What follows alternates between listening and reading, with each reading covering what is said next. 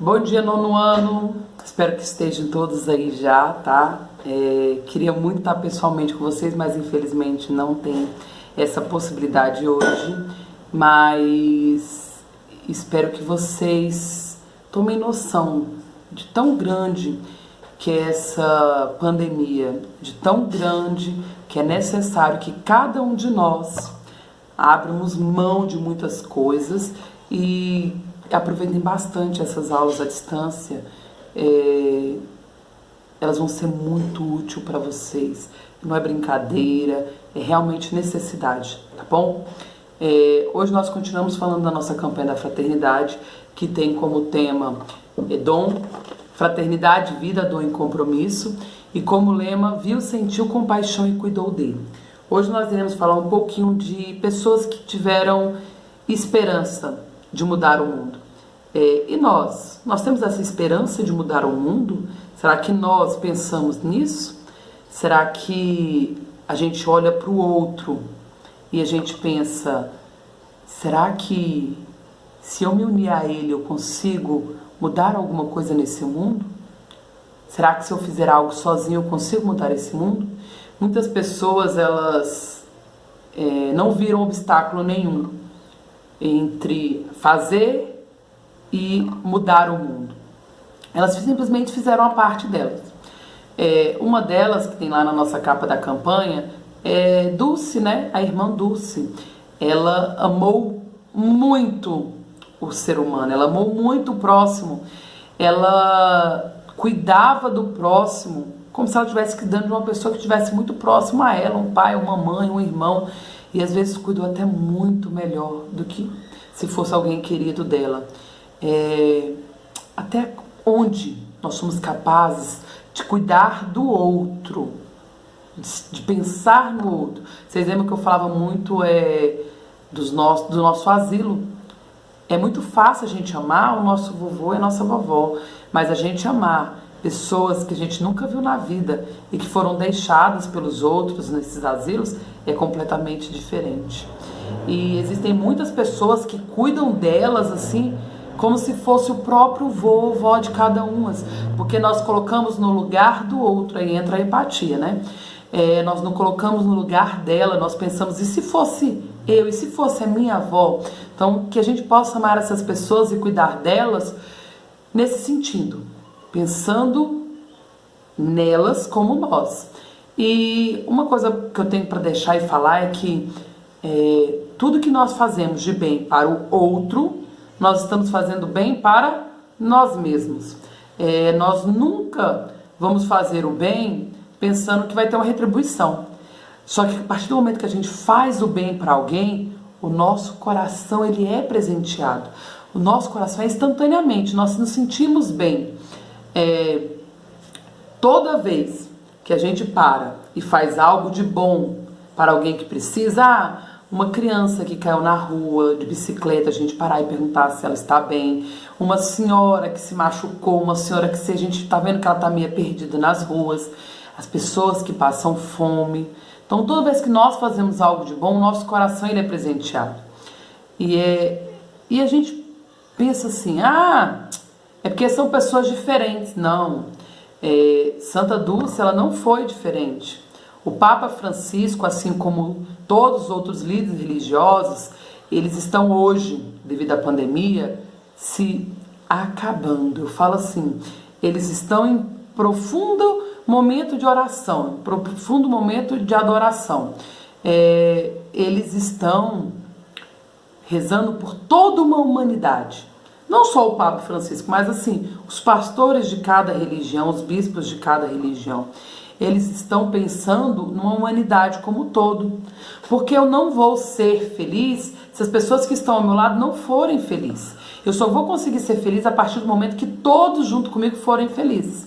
E assim que pensou o Papa Francisco, João Paulo II, a Santa Dulce, São Camilo de Leles, doutora Zilda Arnes, doutor Helder Câmara e São Francisco de Assis. São Francisco de Assis, que tinha muito dinheiro e largou tudo simplesmente porque ele quis ajudar o outro. Ele teve que escolher entre a sua herança ou cuidar do próximo, e ele preferiu cuidar do próximo. Ele saiu de casa sem nem a roupa do corpo, mas ele não se arrependeu em nenhum momento. Ele não se arrependeu de tal forma que todos os dias ele conseguia alimento, todos os dias ele conseguia dinheiro, mas ao final do dia ele dava tudo para o outro. Ele não guardava nada. Ele sempre quis o bem do próximo. Ele nunca pensou somente no seu bem. Então, e assim são todas aquelas pessoas que ganham o Prêmio Nobel da Paz. Elas fazem, são atos que elas fazem que são memoráveis de prêmio, de premiação. E realmente são. O nosso último ganhador do Prêmio Nobel, ele foi o primeiro-ministro da Etiópia. E assim, vocês vão saber um pouquinho mais sobre ele, porque vocês vão pesquisar.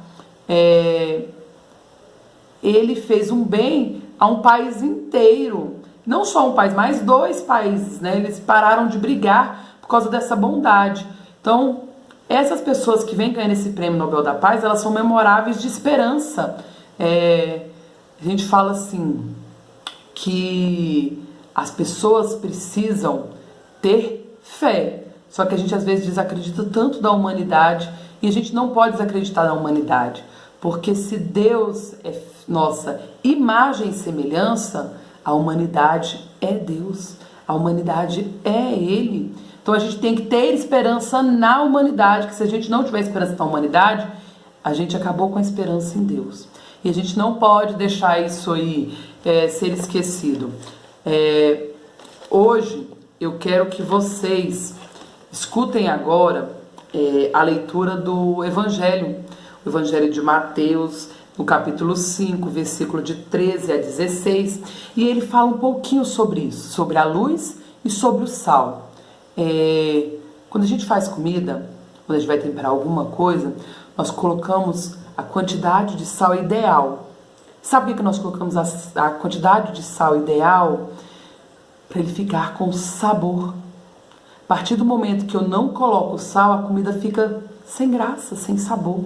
E se eu colocar muito, a gente não consegue se alimentar. Então que nós sejamos o sal, que nós temos o tempero certo para ajudar a humanidade. E que nós sejamos luz, porque o sol ele não vem para mostrar para a gente que tudo está aí de novo, tudo renovado, e a luz, ela, ao final da tarde, quando ela termina, nós vemos simplesmente a escuridão. Então, que nós sejamos luz, que nós sejamos vida para os outros, tá bom? Então, sigam aí a leitura de Mateus, capítulo 5, versículo de 13 a 16. Vós sois o sal da terra. Se o sal perder o sabor, com que será salgado? Não servirá para mais nada, senão para ser jogado fora e pisado pelos passantes. Vós sois luz do mundo. Uma cidade situada sobre a montanha não pode ficar escondida, nem se acende uma lâmpada para colocá-la debaixo da caixa, e sim sob o candeeiro, onde ela brilha para que todos os que estão na casa. Assim também brilhe a vossa luz diante dos homens, para que vejam as vossas boas obras e glorifiquem o vosso Pai que está nos céus. Palavra da salvação, glória a vós, Senhor. Todos nós temos luz e escuridão em nós, mas podemos escolher ser pessoas de luz, levando mais alegria, fé, esperança, amor, fraternidade onde vivemos. Quando mais luz, menos escuridão. Jesus incentiva a praticar boas ações para glorificar a Deus e iluminar a nossa vida e a vida dos outros. Quem é luz em sua vida? Quem é testemunho de fraternidade? Então, que nós possamos pensar, quem é que é exemplo para nós?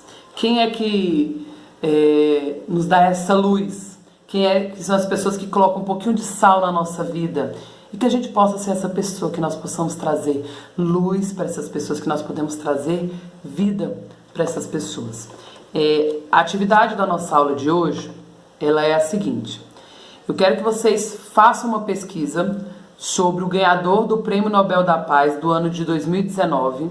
Só uma dica, ele é primeiro-ministro da Etiópia, viu?